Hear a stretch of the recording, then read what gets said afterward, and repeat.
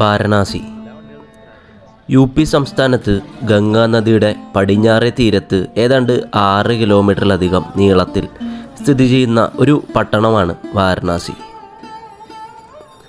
കാശി, ബനാറസ് എന്നീ പേരുകളിലെല്ലാം തന്നെ വാരണാസി അറിയപ്പെടുന്നുണ്ട്. ഹിന്ദുക്കളുടെയും ബുദ്ധമതക്കാരുടെയും ജൈനമതക്കാരുടെയും എല്ലാം തന്നെ പുണ്യനഗരമായിട്ടാണ് ഈ ഒരു ചെറിയ പട്ടണം അറിയപ്പെടുന്നത്. ഏതായാലും നമ്മളീ പോയ വാരണാസി യാത്രയിലെ നമ്മൾ പോയ സ്ഥലങ്ങളും അവിടെ കഴിച്ച ഭക്ഷണങ്ങളും എല്ലാം തന്നെ ഈ ഒരു വീഡിയോയിലൂടെ നമുക്ക് പരിചയപ്പെടാം. വാരണാസിയിലെത്തിയ ആദ്യ ദിവസം തന്നെ നമ്മൾ പോയത് ഗംഗാ നദിക്കരയിലുള്ള ഘട്ടുകൾ കാണാനായിട്ടാണ്. വാരണാസി ചുറ്റിക്കാണാനായിട്ട് ഏറ്റവും ബെസ്റ്റ് ട്രാൻസ്പോർട്ടേഷൻ എന്ന് പറയുന്നത് നടന്നുകൊണ്ടുള്ള ട്രാൻസ്പോർട്ടേഷൻ തന്നെയാണ്. കാരണം ഇവിടുത്തെ ഓരോ സ്ഥലങ്ങളിലോട്ടും നടന്നു പോകുന്നതായിരിക്കും ഏറ്റവും എളുപ്പത്തിൽ എത്തിച്ചേരാൻ സാധിക്കുക കേട്ടോ. ഏതായാലും പോകുന്ന വഴിക്ക് നമ്മളിവിടുത്തെ ജിലേബി സ്പെഷ്യലായിട്ടുള്ളൊരു സാധനം തന്നെയാണ്. അത് കണ്ടപ്പോൾ ഒന്ന് കഴിച്ചു നോക്കിയിരുന്നു. തീർച്ചയായിട്ടും നിങ്ങളിങ്ങോട്ട് വരികയാണെങ്കിൽ കഴിച്ചു നോക്കേണ്ട ഒരു സാധനം തന്നെയാണ് ബനാറസി ജിലേബീസ്. അവിടെ നിന്ന് നമ്മൾ നേരെ പോകുന്നത് അസിഘാട്ടിലോട്ടാണ്. ഗംഗാ നദിക്കരയിൽ സ്ഥിതി ചെയ്യുന്ന ഈ അസിഘാട്ടിൻ്റെ മറ്റൊരു പ്രത്യേകത എന്ന് പറയുന്നത് ഇവിടെ ആയിട്ടാണ് നമുക്ക് രാവിലെയുള്ള ഗംഗാ ആരതി കാണാൻ സാധിക്കുക.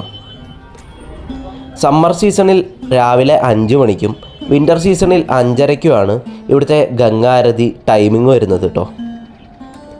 രാവിലത്തെ ഗംഗാ ആരതി കാണണമെന്നുണ്ടെങ്കിൽ നിങ്ങൾ നേരെ അസിഘാട്ടിലോട്ട് വന്നാൽ മതി. അതുപോലെ തന്നെ അസിഘാട്ടിന് അടുത്തായിട്ട് ഇഷ്ടം പോലെ സ്റ്റേസൊക്കെ ചീപ്പ് റേറ്റിന് നമുക്ക് അവൈലബിൾ ആണ്. അങ്ങനെ അസിഘാട്ടിൻ്റെ സൈഡിലൂടെ ഓരോ ഘാട്ടുകളും കണ്ട് നമ്മൾ നടക്കാൻ തുടങ്ങി. ഇവിടുത്തെ ഓരോ ഘാട്ടുകൾക്കും ഓരോ പേരുകളുണ്ട്. അസിഘാട്ട്, ദശശ്വമേധ ഘാട്ട്, രാജ് ഘാട്ട്, ലളിത ഘാട്ട് എന്നുള്ള പോലെ ഇഷ്ടം പോലെ ഘാട്ടുകളാണ് നമുക്കിങ്ങനെ നടന്ന് കാണാൻ സാധിക്കുക.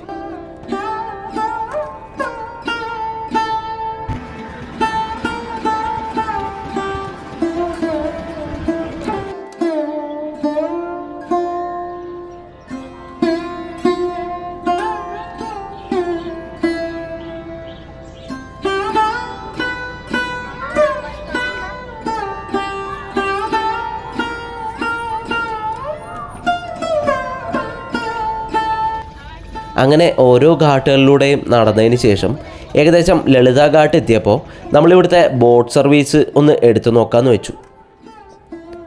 ഇവിടെ കൈകൊണ്ട് തുഴയുന്ന 2 പേർക്ക് ഇരിക്കാവുന്ന ഈ ഒരു ബോട്ടിന് ഏകദേശം 1200 രൂപയാണ് ഇവർ നമ്മുടെ കയ്യിൽ നിന്ന് ചാർജ് ചെയ്യുന്നുണ്ടാവുക.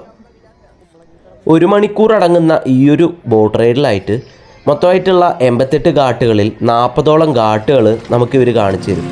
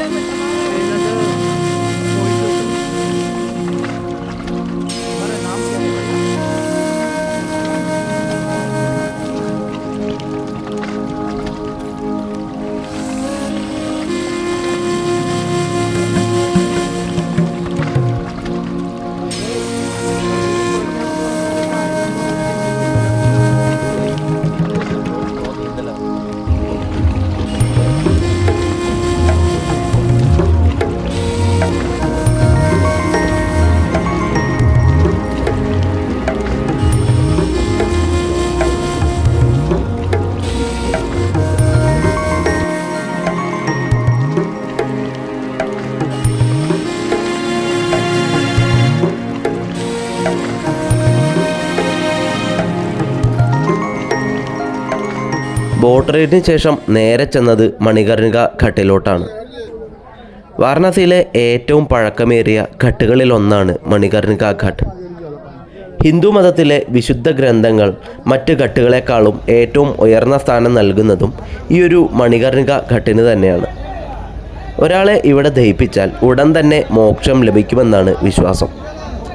സിന്ധ്യാഘട്ടിൻ്റെയും ദശശ്വമേധ ഘാട്ടിൻ്റെയും ഇടയിലായിട്ടാണ് ഈ ഒരു ഘട്ട് വരുന്നത്.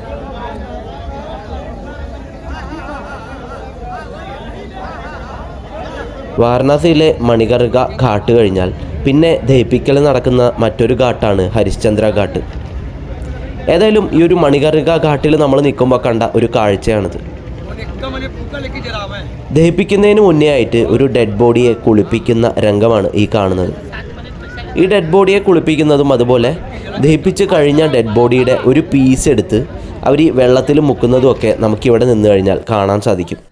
അതുപോലെ തന്നെ ഇവിടെ മരിച്ച ആൾക്കാരുടെ ഡെഡ് ബോഡിയിലെ ഗോൾഡും സിൽവറും ഒക്കെ തന്നെ ഈ ഒരു ഗംഗാനദിയിൽ ഒഴുക്കിവിടുന്ന ഒരു ചടങ്ങ് കൂടിയുണ്ട്. ആ ഗോൾഡും സിൽവറും ഒക്കെ പെറുക്കിയെടുക്കാനായിട്ടാണ് ഈ കാണുന്ന പോലത്തെ ആൾക്കാരെ ഇവിടെ നിയമിച്ചിട്ടുള്ളത്.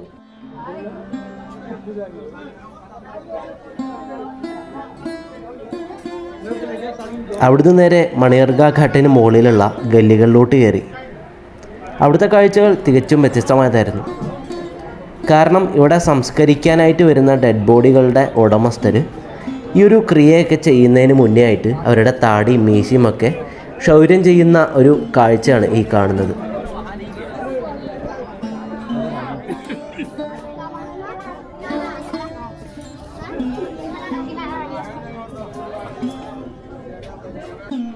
വാരണാസിയിലെ ഗല്ലി എക്സ്പ്ലോറേഷൻ എന്ന് പറയുന്നത് ഇവിടുത്തെ ഫേമസ് ആയിട്ടുള്ള ഒരു ആക്ടിവിറ്റി തന്നെയാണ്. കാരണം ഇവിടുത്തെ ഗല്ലികളിലൂടെയൊക്കെ നടക്കുന്ന സമയത്ത് ഒരു വ്യത്യസ്തമായ അനുഭവമാണ് നമുക്ക് ലഭിക്കാറുള്ളത്. പോകുന്ന വഴിക്കൊക്കെ നമ്മുടെ സൈഡിലൂടെ ഒരു മണികർഗ ഘാട്ടിലോട്ട് കൊണ്ടുപോകുന്ന ഡെഡ് ബോഡീസൊക്കെ കൊണ്ടുപോകുന്നത് ചിലപ്പോൾ നമുക്ക് കാണാൻ സാധിച്ചു എന്ന് വരും. അതെല്ലാം തന്നെ വ്യത്യസ്തമായൊരു കാഴ്ചയായിട്ടാണ് എനിക്ക് തോന്നിയത്.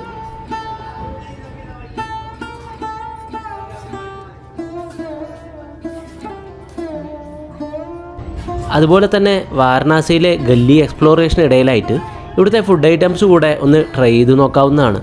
കാരണം ഈ ഗല്ലീസിനുള്ളിലൊക്കെ ആയിട്ട് ഇഷ്ടം പോലെ ഫുഡ് ഐറ്റംസ് വിൽക്കുന്ന കടകളൊക്കെ നമുക്ക് കാണാൻ സാധിക്കും.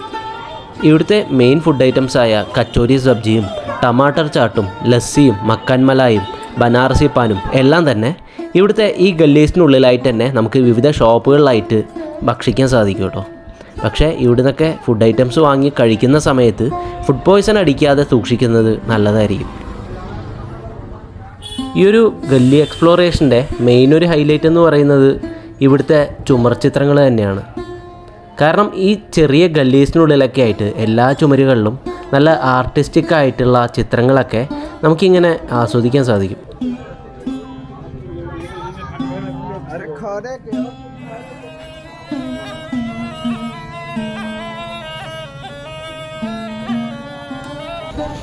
വൈകിട്ട് 4-4:30 ആയതോടുകൂടി പതുക്കെ ഞങ്ങൾ ദശാശ്വമേധ ഘാട്ടിലോട്ട് തിരിച്ചു. ദശാശ്വമേധ ഘാട്ടിലായിട്ട് വൈകിട്ടുള്ള ഗംഗാരതി നമുക്ക് കാണാൻ സാധിക്കും. വിൻ്റർ സീസണിൽ വൈകിട്ട് 6 മണിക്കും സമ്മർ സീസണിൽ ഏകദേശം 7 മണിക്കും ആയിട്ടാണ് ഇവിടുത്തെ ഗംഗാരതി സ്റ്റാർട്ട് ചെയ്യാറുള്ളത്. പക്ഷേ ഒരു 2 മണിക്കൂർ മുന്നേ എങ്കിലും ഇവിടെ പോയിരുന്നാൽ മാത്രമേ നമുക്ക് അടുത്തായിട്ട് സീറ്റ് കിട്ടുകയുള്ളൂ. ഏതായാലും ഏകദേശം അടുത്തായിട്ട് സീറ്റൊക്കെ പിടിച്ച് നമ്മളും ഗംഗാരതി ആസ്വദിച്ചു.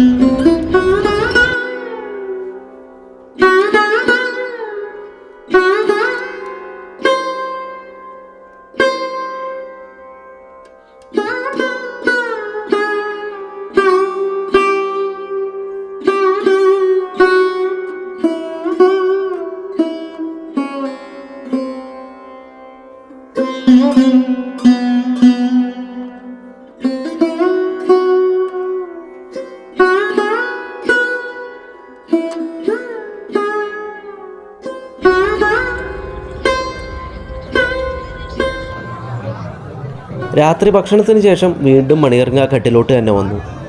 കാരണം ഇവിടുത്തെ രാത്രി കാഴ്ചകൾക്ക് ഒരു പ്രത്യേക ഭംഗിയുണ്ടെന്ന് പലരും പറഞ്ഞു കേട്ടിട്ടുണ്ട്. സത്യം പറഞ്ഞാൽ മനസ്സ് കട്ടിയില്ലാത്തവരോ അല്ലെങ്കിൽ പേടിയുള്ളവരോ ഒന്നും തന്നെ രാത്രി സമയത്ത് ഇങ്ങോട്ട് വരാതിരിക്കുന്നതായിരിക്കും നല്ലത്. ഈ ഒരു മണികർഗ ഘട്ടിനെ മഹാശ്മശാനം എന്നാണ് വിളിക്കാറുള്ളത്. അതിൻ്റെ കാരണം ഇവിടെ വന്നു കഴിഞ്ഞാൽ എന്തുകൊണ്ടാണെന്ന് നിങ്ങൾക്ക് മനസ്സിലാവും. ഈ കാണുന്ന വിറകുളികളെല്ലാം തന്നെ ഇവിടുത്തെ ക്രിമേഷൻസിന് വേണ്ടി യൂസ് ചെയ്യുന്നവയാണ്. അതിനുശേഷം പിന്നെ നേരെ പോയത് കാശി വിശ്വനാഥ ക്ഷേത്രത്തിലോട്ടായിരുന്നു. രാത്രി ഏകദേശം 10 മണിക്ക് കയറിയതുകൊണ്ട് വലിയ തിരക്കില്ലാതെ തന്നെ ദർശനം കിട്ടി. ദർശനത്തിനുള്ള ഇവിടുത്തെ ബെസ്റ്റ് ടൈം എന്ന് പറയുന്നത് രാവിലെ നേരത്തെയും അതുപോലെ രാത്രി ഏകദേശം ഒരു 9:30-10 മണിക്കൊക്കെയാണ്. അവിടുന്ന് നേരെ പിന്നെ റൂമിലോട്ടും. നമ്മളിവിടെ വാരണാസിയിൽ സ്റ്റേ ചെയ്യാനായിട്ട് എടുത്തത് ഇതുപോലൊരു ഹോസ്റ്റലായിരുന്നു കേട്ടോ. ഹോസ്റ്റലിലായിട്ട് തന്നെ നമുക്ക് ക്യാപ്സ്യൂൾസും അതുപോലെ ഡോർമെറ്ററീസും എല്ലാം തന്നെ അവൈലബിൾ ആണ്. നമ്മൾ പക്ഷേ ഇപ്പോൾ എടുത്തത് ഒരു ക്യാപ്സ്യൂളായിരുന്നു. ഒരു ക്യാപ്സ്യൂളിന് ഒരാൾക്ക് ഏകദേശം 650 to 700 രൂപയൊക്കെയാണ് ഇവിടെ ആവുന്നത്. ഇതുപോലെ അത്യാവശ്യം പ്രൈവറ്റ് ആയിട്ടുള്ള ഒരു സ്പേസ് തന്നെ നമുക്കൊരു ക്യാപ്സ്യൂൾ എടുത്തു കഴിഞ്ഞാൽ കിട്ടുന്നുണ്ടാവും. ഈ കാണുന്നതാണ് ഇവിടുത്തെ ഒരു ക്യാപ്സ്യൂളിനുള്ളിലെ കാഴ്ച എന്ന് പറയുന്നത് കേട്ടോ. ഒരു ഫാനൊക്കെ ഇവിടെ കൊടുത്തിട്ടുണ്ട്. പക്ഷേ സത്യം പറഞ്ഞാൽ ഫാനിൻ്റെ ഒന്നും ആവശ്യം നമുക്കിവിടെ വരുന്നില്ല, അത്രയ്ക്ക് തണുപ്പാണ് ഉണ്ടായിരുന്നത്. പിന്നെ ചെറിയൊരു പ്ലഗ് പോയിൻ്റ് കൂടിയുണ്ട്. ലൈറ്റ് ഒരു പൊട്ടിയ പ്ലഗ് പോയിൻറ്റും അതുപോലെ കുറച്ച് സ്വിച്ചസൊക്കെ കാണുന്നുണ്ട്. പിന്നെ ഒരു USB കേബിൾ കുത്താനുള്ള ഒരു സ്ലോട്ട് കൂടെ നമുക്കിവിടെ അവൈലബിൾ ആണ്. ഏതായാലും അത്യാവശ്യം നല്ല പ്രൈവസി ഉള്ള ഒരു റൂം തന്നെയായിരുന്നു ഇത്. വാരണാസിയിൽ വരുന്ന അധികം ആരും പറയാത്തതും അല്ലെങ്കിൽ സന്ദർശിക്കാത്തതുമായിട്ടുള്ള ഒരു സ്ഥലമാണ് സർനാഥ്. വാരണാസി ടൗണിൽ നിന്ന് ഏകദേശം 10 കിലോമീറ്ററിന് അടുത്താണ് സർനാഥിലോട്ട് വരുന്നത്. നമ്മുടെ ഈ ഒരു യാത്രയിലായിട്ട് നമ്മൾ സർനാഥ് കൂടെ ഒന്ന് വിസിറ്റ് ചെയ്തിരുന്നു.